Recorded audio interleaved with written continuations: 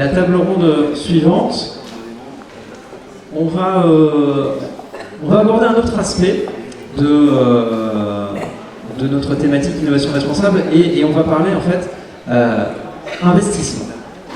On a parlé des coûts déjà, mais là on va parler investissement et en particulier capital risque, c'est-à-dire le financement de l'innovation plus spécifiquement. Et pour ça, on a le plaisir d'accueillir, alors en présentiel, Hervé Pêche-Colalier et Mohamed Abdeslam de GoCapital et Quentin Rajekli qui nous rejoint juste à l'instant à distance, qui s'excuse parce qu'il est victime des aléas logistiques et de mobilité. Bonjour Quentin.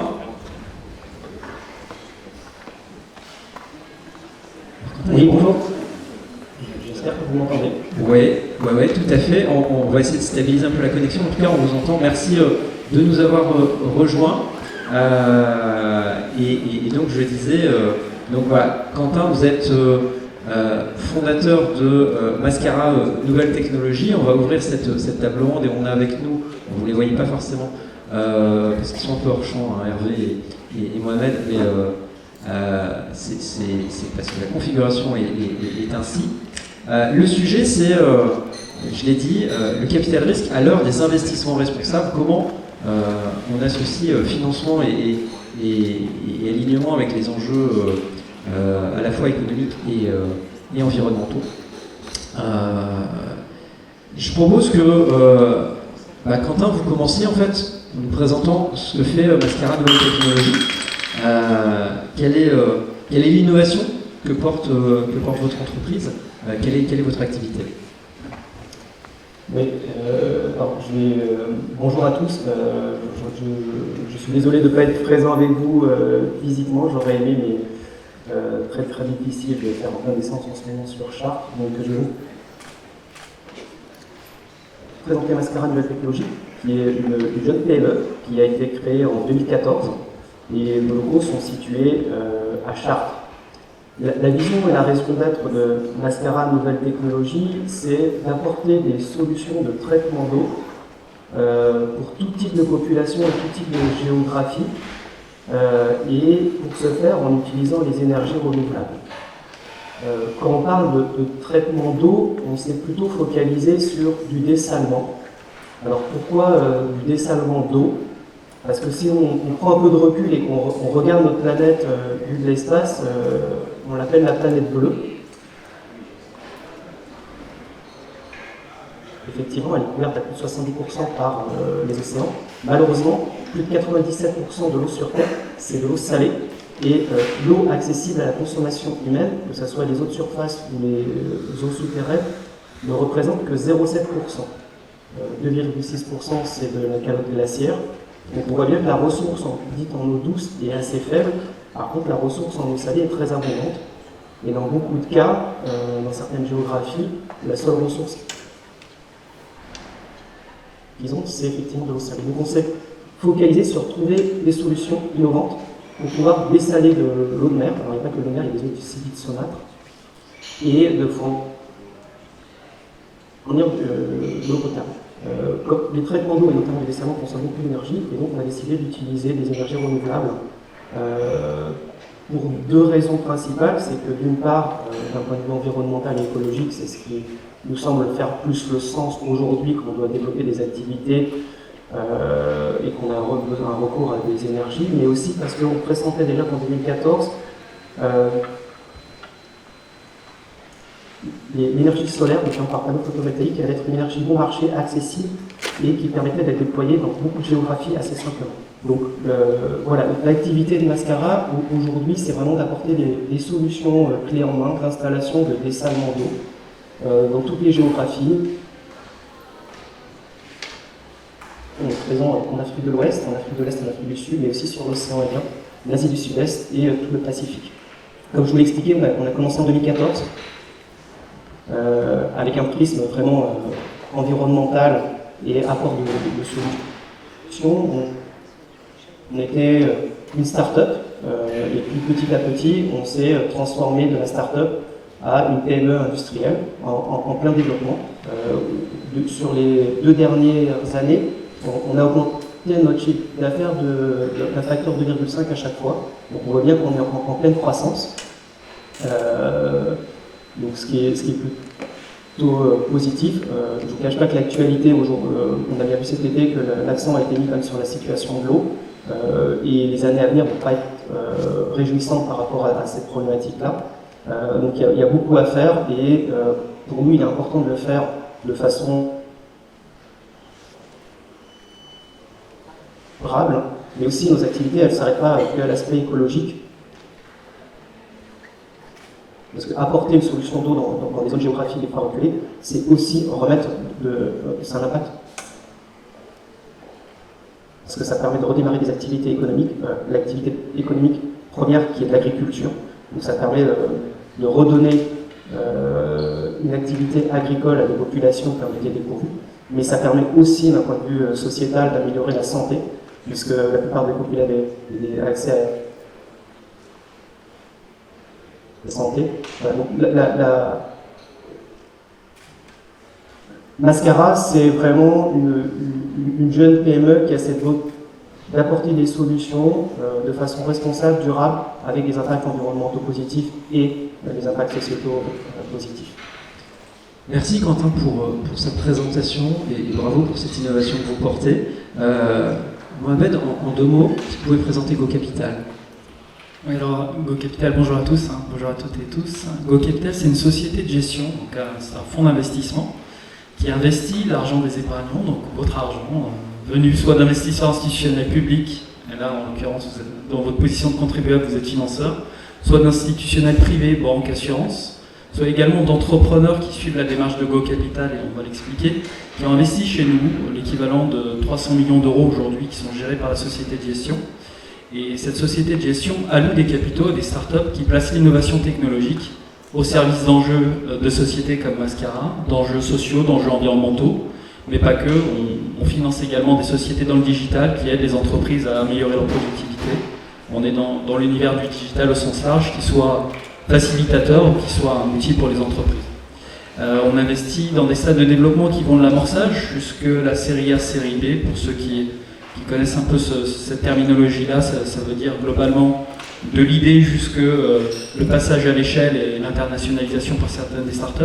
Et on a financé aujourd'hui un peu plus d'une centaine de sociétés. 90 sociétés aujourd'hui sont suivies par GoCapital.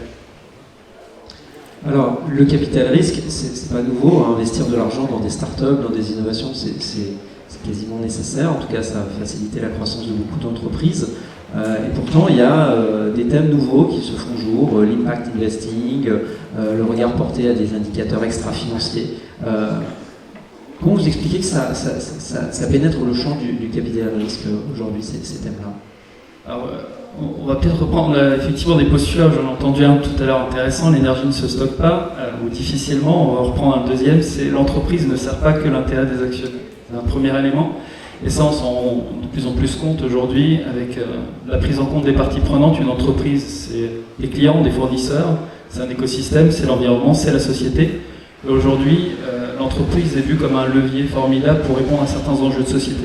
Bien sûr, l'éducation, on a le milieu associatif. Aujourd'hui, l'entreprise est un formidable levier. Nous, aujourd'hui, on est à la convergence entre une pression qui vient des épargnants, j'en parlais, l'argent nous vient des épargnants principalement. On a une pression également de la part d'entrepreneurs qui souhaitent aujourd'hui avoir du sens dans les entreprises qui fondent. On parle beaucoup de la terminologie tech for good, qui est un terme marketing, mais qui veut bien dire ce qu'il veut dire, à savoir qu'aujourd'hui, l'innovation technologique a de sens. En tout cas, beaucoup d'entrepreneurs viennent nous voir en nous disant qu'effectivement, l'innovation n'a de sens que si elle sert un enjeu, et qu'elle sert un enjeu plutôt de long terme.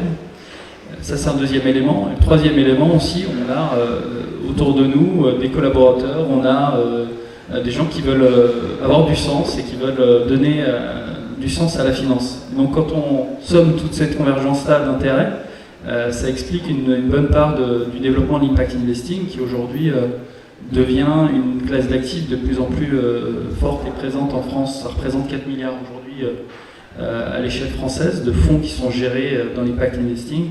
Et ça a globalement triplé en 5 ans.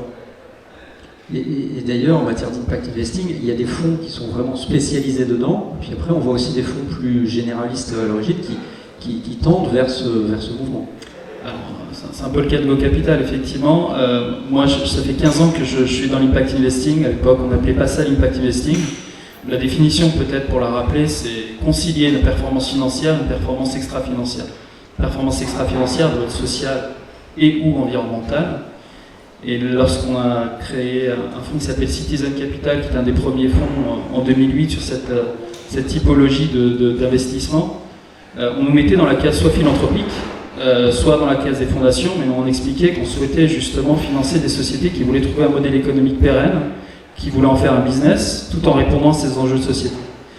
Progressivement, le marché a évolué. Aujourd'hui, un acteur comme Go Capital, qui est un acteur généraliste, est plutôt identifié comme un acteur technologique, tend vers ces sujets-là. Pourquoi ? Parce qu'il y a des raisons économiques. Aujourd'hui, les sociétés qui se développent aujourd'hui technologiquement et qui ont des marchés résilients sont des sociétés qui répondent à des enjeux de société. Fabien on est un exemple tout à l'heure. J'écoutais avec attention effectivement la description de la société. Mais on se projette, on est un investisseur de long terme, contrairement à l'idée qu'on peut se faire d'un investisseur plutôt sur des entreprises cotées ou l'investisseur boursier, pour reprendre les terminologies classiques qu'on a en tête. Nous, on va se projeter sur des horizons de 5 à 10 ans. Donc il faut qu'on anticipe les grands mouvements de fonds, il faut qu'on anticipe les enjeux de long terme. Et aujourd'hui, les enjeux de long terme, ils sont écologiques, ils sont sociaux, ils sont sociétaux. Et donc ça explique le rationnel également du développement d'impact investing.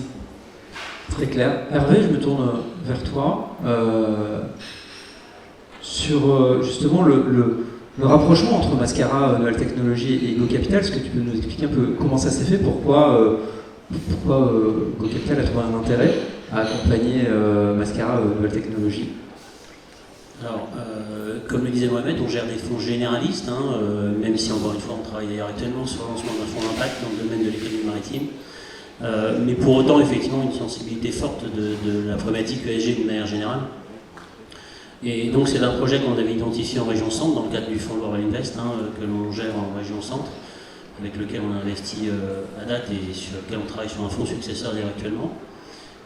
Et c'est un projet qui nous parlait puisqu'il répondait à une problématique forte.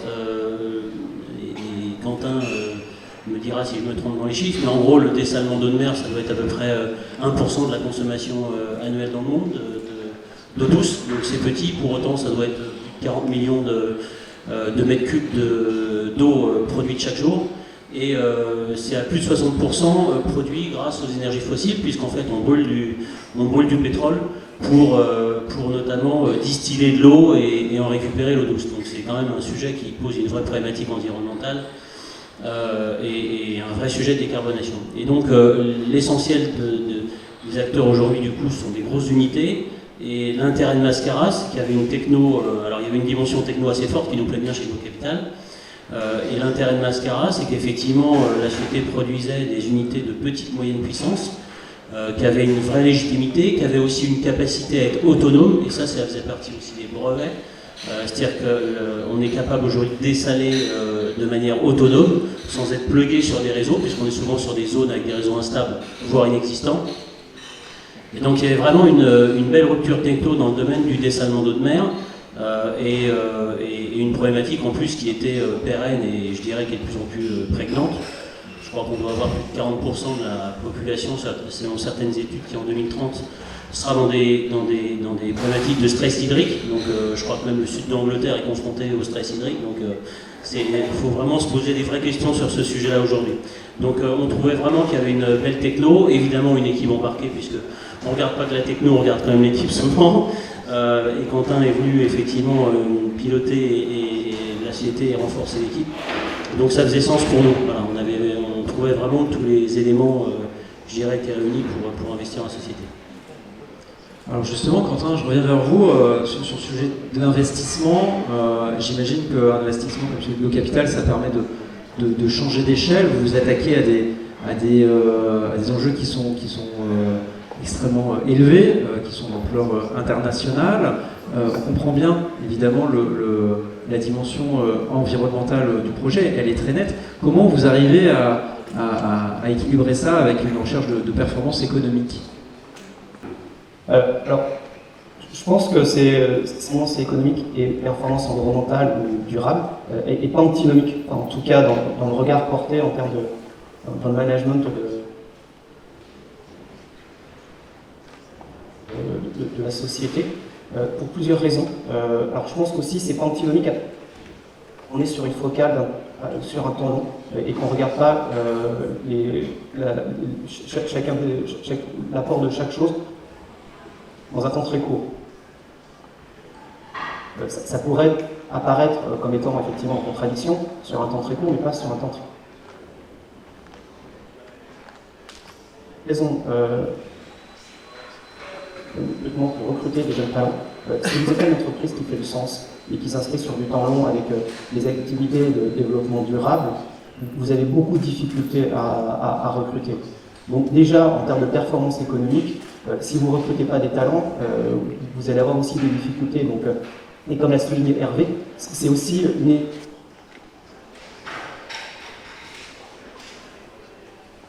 des ressources et des capacités à pouvoir aller au-delà en termes de développement.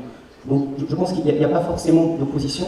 Il n'y a pas d'opposition aussi parce que se poser la question de la résilience et du développement durable, c'est aussi préserver sur le temps long les investissements qui sont faits. Aujourd'hui, je pense que chaque société peut témoigner que différents acteurs, que ce soit des financeurs, des banquiers, des assurants, on nous sollicite en permanence pour demander quel est l'impact du réchauffement climatique sur nos activités. Ce qui veut bien dire qu'aujourd'hui, la question environnementale, elle se pose parce qu'elle se pose aussi en termes de risque et de détérioration de valeur. Donc à partir du moment où on concilie le financement, l'économie et le temps long avec l'environnement, on voit qu'il y a de la synergie et que finalement, faire les choses de façon durable, c'est aussi préserver les investissements. J'ai l'impression que je vous ai perdu. Alors, effectivement, Quentin, on a des petites difficultés avec le flux vidéo, donc on a coupé le flux vidéo de notre côté. Vous ne nous voyez plus, mais on vous voit toujours et on vous entend toujours. Et normalement, on vous entend mieux. En tout cas, on l'espère. On va reprendre l'explication. Non, c'est bon, on a saisi l'essentiel. Je vais rebondir justement pour poser la question à Mohamed. Quid du retour sur investissement, en fait? Parce qu'on comprend bien la nécessité d'investir pour réussir cet alignement entre l'économie et les enjeux environnementaux, mais pour un acteur spécialisé dans l'investissement, il y a quand même une volonté d'avoir un retour à un moment donné, même si vous savez être patient. Comment vous vous positionnez par rapport à ça? Ça rejoint la fameuse question qui est souvent posée, la corrélation entre la performance extra-financière et la performance financière. Est-ce que finalement, faire les choses de manière responsable, tenter de répondre à des enjeux de société, ça performe in fine financièrement? Alors, je vais reprendre un peu ce que vient de dire Quentin, qui est intéressant. Il y a un premier volet qui est vraiment la perception du risque et l'analyse de risque. Aujourd'hui, lorsqu'on fait bien les choses d'un point de vue environnemental, social, gouvernance, des meilleures manières aujourd'hui de se prémunir de risques sociaux, de risques environnementaux, de risques effectivement de désorganisation, de mauvaise gouvernance. On le voit avec les scandales Orpea, et ça pose la question aujourd'hui d'une notation ESG, puisqu'Orpea était plutôt bien noté avant les scandales. Mais on voit qu'effectivement, un modèle qui est déséquilibré en termes de prise en compte des intérêts des parties prenantes est fragile. Ça rejoint également l'introduction de ce matin de Thomas sur le fait, effectivement, de trouver le bon équilibre avec ces différentes parties prenantes. Donc ça, c'est première perception. Ces sociétés-là, qui intègrent effectivement ces éléments, sont en règle générale moins soumises aux aléas, moins soumises à des risques. En tout cas, un peu plus résilientes par rapport à ce type de mouvement. Il y a une deuxième raison qui nous pousse effectivement à financer ce type de société-là et qui conduit à de la performance financière, c'est le fait de saisir des opportunités et le fait d'attirer des talents. Aujourd'hui, un des premiers éléments qui est regardé par les salariés des startups, et on accompagne régulièrement les startups de notre portefeuille dans les phases de recrutement, c'est l'élément de sens. C'est l'élément de sens sur l'activité effectivement conduite par la startup, c'est l'élément d'équilibre entre les différentes parties prenantes, et donc ça, c'est un élément central. L'autre élément, c'est effectivement, est-ce qu'un investisseur, un VC comme nous, un capital risqueur comme nous, se pose la question, Est-ce que c'est un must-have? Est-ce que c'est un nice-to-have? Et lorsque ça va tanguer, lorsqu'il peut y avoir une crise, comme on en connaît actuellement et qu'on va connaître dans les prochains mois, on se sépare plus difficilement des must-have que des nice-to-have. Et donc c'est une question fondamentale qu'on se pose régulièrement et qui a une valeur économique. C'est que les sociétés qui répondent à des enjeux prégnants sont des sociétés qui, a priori, devraient être là, à condition de trouver leur marché, bien sûr, à condition d'être patientes, devraient être là dans 5-10 ans, parce que le besoin, il sera encore là dans 5-10 ans. Donc voilà, pour répondre à la question, et le lien avec la performance économique, pour moi, c'est complètement imbriqué avec l'analyse qu'on peut mener par ailleurs sur la performance des sociétés qu'on accompagne. Très clair. Est-ce qu'il y a des questions dans la salle? Alors s'il n'y a pas de questions, moi j'en ai une pour Hervé. Est-ce que pour aller un peu plus loin, tu peux nous dire, chez Go Capital, est-ce que vous vous êtes fixé une part, un horizon de projets qui répondent à cette thématique? Alors, peut-être que c'est plus Mohamed qui souhaitera répondre, je ne sais pas, mais en tout cas, ce qu'il y a derrière ma question, c'est que évidemment vous êtes très soucieux d'éviter le greenwashing, éviter d'afficher, alors regardez, on a investi dans une start-up qui fait du dessalement solaire d'eau de mer, donc en fait on est nous aussi un investisseur responsable. J'imagine que voilà, il y a quelque chose de plus fondamental derrière cette approche qui permet de valider en fait votre oui, c'est vrai que c'est assez récent chez nous, et c'est vrai que l'arrivée de moi-même aussi au sein de l'équipe a renforcé cette dimension, et c'est bien, vu qu'on a structuré beaucoup aussi l'aspect de gestion avec effectivement un comité ESG, auquel partie Mohamed, et c'est vrai que c'est quelque chose qui est important. Alors, on n'est surtout pas dans le greenwashing, et ce qu'il faut, c'est que ça soit aussi des choses qui soient compréhensibles et atteignables des participations dans lesquelles on est. Oui, on a processé, bien sûr, donc on a une méthodologie, ce qu'on appelle une méthodologie ESG, dans l'approche qu'on a des entreprises dans lesquelles on investit, c'est-à-dire que pré-investissement, en phase de closing et post-investissement, on suit un certain nombre d'indicateurs, mais on participe aussi à la définition des indicateurs avec les dirigeants, et on essaie de trouver des moyens pour les entreprises dans lesquelles on investit, justement d'être plus efficientes sur ces domaines-là. L'idée, c'est pas de se mettre du KPI, j'ai envie de dire bête et méchant, pour se faire plaisir, mais c'est d'apporter de la valeur et vraiment de créer de la valeur au sein de l'entreprise, et aussi que l'entreprise soit effectivement bien dans son écosystème. Donc oui, on le monitore, donc on a, sans rentrer dans le détail, on a toute une batterie de questionnaires pré-investissement. On fait appel aussi d'ailleurs à des startups avec lesquelles on travaille aussi pour monitorer ça. Les entreprises vont être d'ailleurs maintenant sur aussi un outil plateforme Go Capital, dans lesquelles elles vont avoir un suivi justement de toute la dimension ESG. Et on va faire aussi un travail avec les équipes internes de Go Capital et avec aussi des conseils extérieurs. On va faire un travail aussi pour accompagner les dirigeants dans ces dimensions-là. J'ai l'exemple d'un investissement qu'on a fait récemment sur le territoire ici, dans laquelle effectivement on a demandé aux dirigeants de se poser la question justement de ces dimensions-là, et pas encore une fois pour se faire regarder un peu ces verticaux, que ce soit finalement l'environnemental, du social, de la gouvernance, en disant voilà, quel est le pain point sur ce sujet, quel est le sujet sur lequel vous pouvez améliorer les choses, sur lesquels voilà. Et je rebondis parce que je pense que ça sera le thème d'une table ronde. C'est vrai que le digital, nous on a quand même plus de 80% des projets qui sont accompagnés par Go Capital, qui ont une ou plusieurs briques d'ODD, vous savez, les objectifs de développement durable définis par les Nations Unies, et on essaie de renforcer justement cette dimension-là avec les dirigeants dont on est aux côtés. Super, merci Hervé. Est-ce qu'il y a des questions? Et bien, s'il n'y a pas de questions, je vais remercier les intervenants. Quentin, Hervé, pour les applaudir.